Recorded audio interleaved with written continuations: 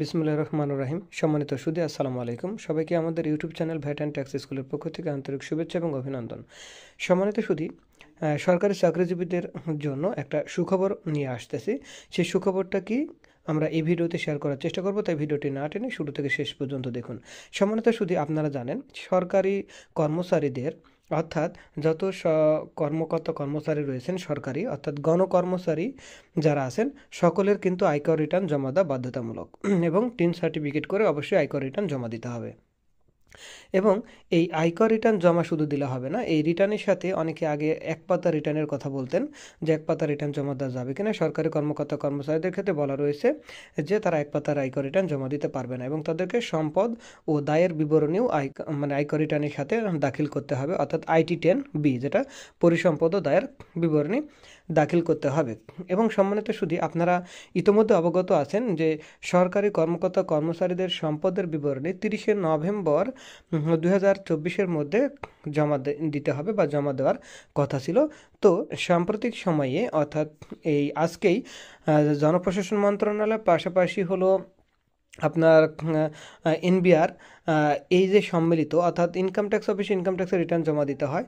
তো অনুরূপভাবে এই সম্পদ ও দায়ের বিবরণী জনপ্রশাসন মন্ত্রণালয়ে কিন্তু সিলগালা করে একটা প্যাকেটজাত করে জমা দেওয়ার কথা ছিল 30শে নভেম্বর পর্যন্ত। কিন্তু এই সাম্প্রতিক সময়ে আপনার একটা নতুন সার্কুলার রেখেছে। সেই সার্কুলারে বলা রয়েছে যে আপনার সরকারি কর্মকর্তা কর্মচারীদের সম্পদ ও দায়ের বিবরণীর দাখিলের ক্ষেত্রে সময় বাড়ানো হয়েছে। এখন কত সময় বাড়ানো হয়েছে বা কত তারিখ পর্যন্ত জমা দেওয়া যাবে সেই বিষয়টুকু নিয়েই আমরা আপনাদেরকে ক্লিয়ার করার চেষ্টা করব পুরো বিষয়টা।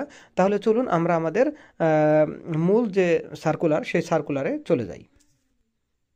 শুধু আপনারা দেখতে পাচ্ছেন জনপ্রশাসন মন্ত্রণালয় তারা একটা বিজ্ঞপ্তি দিয়েছে, এটা বিধি 4 শাখা থেকে। সেখানে বলা রয়েছে সরকারি কর্মচারীদের সম্পদ বিবরণী দাখিল প্রসঙ্গে। তো সেইখানে খুব সুন্দরভাবে বলা রয়েছে যে উপযুক্ত বিষয়ে সূত্রস্থ স্মারকের অনুবৃত্তিক্রমে সরকারি কর্মচারীদের সম্পদ বিবরণী তথ্য তথা সিলগালা অর্থাৎ তথ্য সিলগালাকৃত খামে কর্তৃপক্ষ বরাবর দাখিলের সময়সীমা 31শে ডিসেম্বর 2024 তারিখ পর্যন্ত বৃদ্ধি করা হয়েছে। যেটা 30শে নভেম্বর পর্যন্ত ছিল সেটা এখন বৃদ্ধি করে 31শে ডিসেম্বর করা হয়েছে।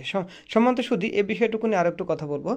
Normally income tax return final না হওয়া পর্যন্ত কিন্তু সম্পদ ও দায়ের বিবরণী দাখিল করা যায় না। তো যখন 1 মাস আমাদের রিটার্ন দাখিলের সময় বাড়ানো হলো তখনই কিন্তু জনপ্রশাসন মন্ত্রণালয়ের উচিত ছিল আমাদের আয়কর রিটার্ন জমা দেওয়ার সময় যেহেতু বাড়ানো হয়েছে সেহেতু সম্পদ ও দায়ের বিবরণী দাখিলেরও 1 মাস সময় বাড়ানো উচিত। তখনই কিন্তু সার্কুলার করা উচিত ছিল।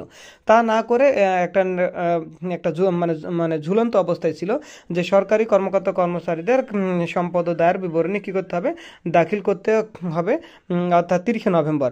তো আপনার আয়কর রিটার্নই ফাইনাল হয়নি, আয়কর রিটার্নই জমা দেন নাই, তাহলে কীভাবে আপনি সম্পদ ও দায়ের বিবরণী দাখিল করবেন? আপনার হাতে নগদ কত, ব্যাংক জমা কত, আপনার FDR DPS অন্যান্য যে বিষয়গুলো সেটা তো থাকেই। পাশাপাশি আপনার পরিসম্পদ দায় শুধু না, আপনার cash in hand cash at bank কত হবে সেটাও কিন্তু জানার বিষয় ছিল।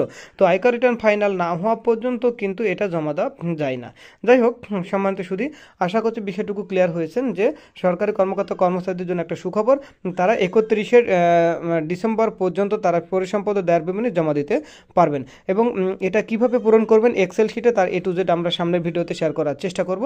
যাই হোক সম্মানিত শুধু ভিডিওটি যদি ভালো লেগে থাকে অবশ্যই লাইক দেবেন, শেয়ার করবেন, কমেন্ট করে জানাবেন যে ভিডিওটি কেমন হয়েছে। তাহলে সম্মানিত শুধু আজকে এ পর্যন্তই। সবাই ভালো থাকবেন, সুস্থ থাকবেন। আসসালামু আলাইকুম।